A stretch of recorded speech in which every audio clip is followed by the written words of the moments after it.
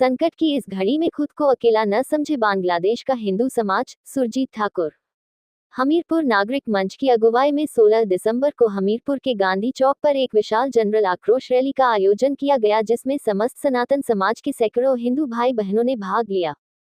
कार्यक्रम की अध्यक्षता देवभूमि संघर्ष समिति के अध्यक्ष सुरजीत ठाकुर ने की एवं विश्व हिंदू परिषद के प्रांत सह मंत्री पंकज शर्मा इस कार्यक्रम में मुख्य वक्ता के तौर पर उपस्थित रहे। मंच पर अन्य वक्ताओं में स्वामी सर्वेश्वरानंद सरस्वती संत समाज की तरफ से व अन्य वक्ता उपस्थित रहे। इस अवसर पर सुरजीत ठाकुर ने कहा कि हमें इतिहास से सबक लेना चाहिए। उन्होंने महापुरुषों की कुर्बानियों का इतिहास स्मरण करते हुए कहा कि इस राष्ट्र को खड़ा करने के लिए गुरु गोविंद सिंह, गुरु तेग बहादुर, रानी लक्ष्मीबाई, महारानी दुर्गावती, महारानी अहिल्याबाई होलकर, चंद्रशेखर आजाद, सरदार भगत सिंह, छत्रपति शिवाजी, महाराणा प्रताप, लाल बहादुर शास्त्री, डॉक्टर श्यामा प्रसाद मुखर्जी इत्यादि अनेक महापुरुषों का बलिदान और योगदान रहा है। उन्होंने विधर्मी शक्तियों को ललकारते हुए कहा कि हिंदू समाज की सहनशीलता को उसकी कमजोरी न समझे और अगर भारत की हिंदू तबीयत से पत्थर भी बांग्लादेश की तरफ उछाल देंगे तो भी बांग्लादेश हिल जाएगा। संत चिन्मयानंद की गिरफ्तारी और अल्पसंख्यक हिंदू समाज के ऊपर होते हुए हमले भारत के हिंदू समाज के लिए गंभीर चिंता का विषय है। बांग्लादेश की सरकार को हिंदू समाज की सुरक्षा सुनिश्चित करनी चाहिए, यह उनका नैतिक दायित्व है। उन्होंने ह्यूमन राइट कमीशन से भी आह्वान किया कि वह बांग्लादेश में नागरिकों की सुरक्षा के लिए आगे आए और भारत सरकार भी कूटनीतिक स्तर पर बांग्लादेश में हिंदू समाज की सुरक्षा के लिए जरूरी कार्यवाही करे। सुरजीत ठाकुर ने कहा कि जिस देश को आजाद करने के लिए हमारे हजारों सैनिक 1971 में कुर्बान हो गए, उस देश में आज हिंदुओं के प्रति जो वातावरण है वह दुखद है और कहीं न कहीं तत्कालीन नेताओं की कूटनीतिक विफलता भी है कि वे उस समय वहां के हिंदू समाज की सुरक्षा सुनिश्चित नहीं कर पाए। इस अवसर पर पंकज शर्मा ने कहा कि जो नोबेल शांति पुरस्कार यूनुस खान को दिया गया है वह उनसे वापस लिया जाना चाहिए, क्योंकि वह अपने ही देश में आम आदमी की सुरक्षा को सुनिश्चित नहीं कर पा रहे हैं।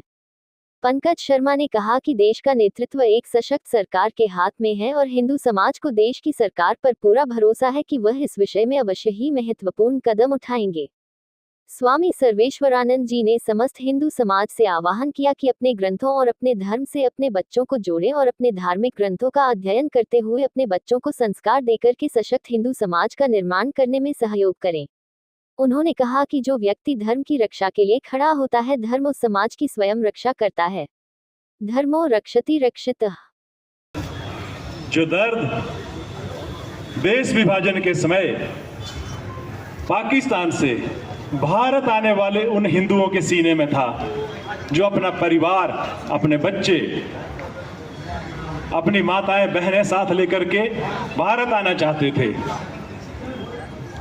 उनको उम्मीद थी कि उन्हें एक अपना शांतिपूर्ण देश रहने को मिलेगा, लेकिन वो यहाँ पहुंच नहीं पाए, रास्ते में ही कट गए, अपनी माताओं बहनों की इज्जत भी न बचा पाए। यही वो दर्द था, वो दर्द जो उन लोगों ने सहा जब 20वीं शताब्दी के शुरू के दशक में खिलाफत आंदोलन के नाम के ऊपर केरल में हजारों हिंदू काट दिए गए और माताओं बहनों को नोच खाया गया। ये वही दर्द है जो उन लोगों ने तब सहा था। ये वही दर्द है जिसके बारे में मैं बात करना चाहता हूं कि जब बंगाल में मोहम्मद अली जिन्ना ने डायरेक्ट एक्शन डे की कॉल की और वहां से हिंदू अपने परिवारों सहित उत्तर भारत की तरफ आना चाहते थे अपने परिवार की रक्षा के लिए, और बीच में बिहार यूपी के बीच में ही काट दिए गए। ये वही दर्द है जो आज आपके दिल में है, जो उन लोगों में रहा जब बंगाल, पूर्वी बंगाल जो आज कहते हैं, वहां नोआखली में विभाजन के समय हमारे तत्कालीन नेताओं ने जो देश को बांटने का एक फैसला किया, तो वो हिंदू भाई बहन वहां से अपनी जान बचाना चाहते थे, लेकिन नोआखली में 2-3 दिनों में ही 5000 से ज्यादा हिंदू भाई बहन काट दिए गए और माताओं बहनों को इस तरह बांट लिया गया जैसे बाजार की कोई सब्जी या सामान होता है, जिहादियों ने ऐसे बांट लिया। ये वो दर्द है जो आज आपके सीने में भी है, हमारे सीने में भी है, और ये दर्द जिंदा रहना चाहिए दोस्तों। क्यों? क्योंकि जो जिंदा होते हैं उनको ही दर्द होता है। मैं आपको बधाई देता हूं कि आप जिंदा हैं और आप इस दर्द को महसूस करते हैं। और मैं उन अपने मृत भाइयों को भी याद कराना चाहता हूं जिनके सीने में ये दर्द भूल गया है, जिनको इसका आभास नहीं रहा है कि वो जागे, क्योंकि वो नहीं जागे थे। वो तब भी नहीं जागे जब गुरु गोविंद सिंह जी अपने बच्चे कुर्बान कर रहे थे। वो तब भी नहीं जागे जब गुरु तेग बहादुर अपना शीश कटा रहे थे धर्म के लिए।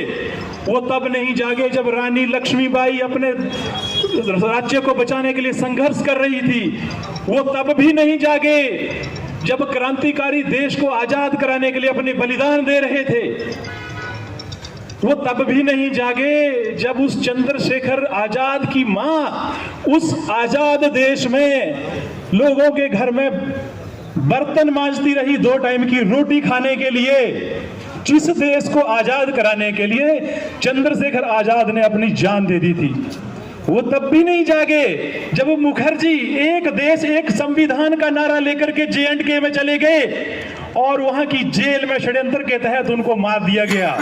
वो हिंदू तब भी नहीं जागे।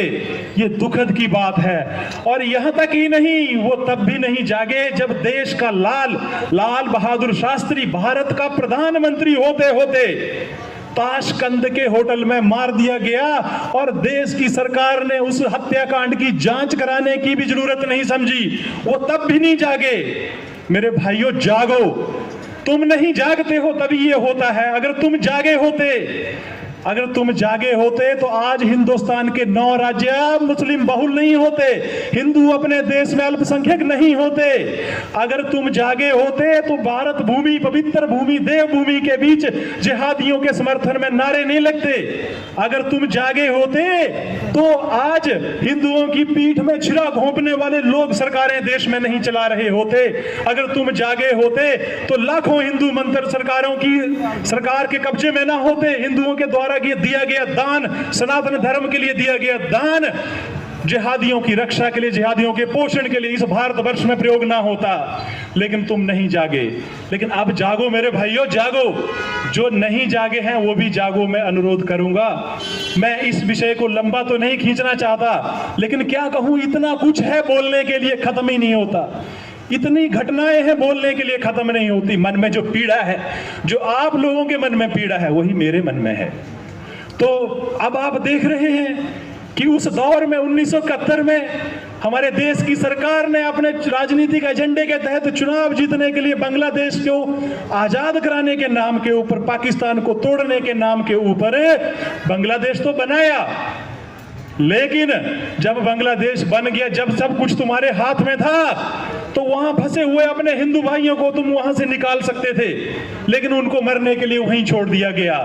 और आज फिर से वो दौर वहां बांग्लादेश में शुरू हो गया है। हमारे हिंदू भाई बहन अपने परिवार, अपनी बच्चियों की रक्षा करने के लिए रात रात भर सड़कों पे पहरा दे रहे हैं। कई दिनों से हमारी बच्चियां, हिंदू बच्चियां वहां सोई नहीं है। इतना बुरा हाल है कि अपनी रक्षा के लिए डंडा लेकर के, तलवारें लेकर के गलियों में पहरा देना पड़ रहा है। आज वहां जिहादी लोग नारे लगा रहे हैं, भीड़ों को उकसा रहे हैं, हिंदू मंदिरों पे हमले हो रहे हैं, हमारे भाई वहां मारे जा रहे हैं, काटे जा रहे हैं। ये बहुत घोर चिंता का विषय है। आज ये स्थितियां नहीं होती अगर हम सब लोग समय पे जागे होते। लेकिन आज भी अगर हम जागेंगे तो कोई कमी नहीं है। आज मेरा अपने समाज से आह्वान इस मंच से मैं करना चाहता हूं कि आप खड़े होइए, आवाज उठाइए। बांग्लादेश ज्यादा दूर नहीं है। अगर हम तबीयत से अगर यहां से एक पत्थर भी फेंके तो बांग्लादेश में पहुंचेगा।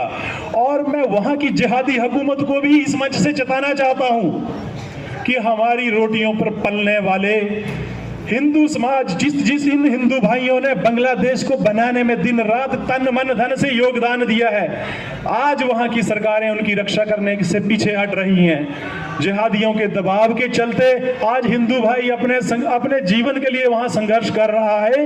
तो मैं उनको ये संदेश देना चाहता हूं कि भारतवर्ष का जो हिंदू है वो आपके साथ कंधे से कंधा मिला करके खड़ा है। और इस मंच से मैं भारत की सरकार से भी अनुरोध करना चाहता हूं, मित्रों, कि सख्त से सख्त फैसले लिए जाएं। जो हाल आज पाकिस्तान का है वही हाल बांग्लादेश का कुछ समय में हो जाना चाहिए। ऐसी जिहादी मानसिकता की सरकारें घुटनों पे आनी चाहिए, उनको अपनी औकात का एहसास अवश्य होना चाहिए। मित्रों,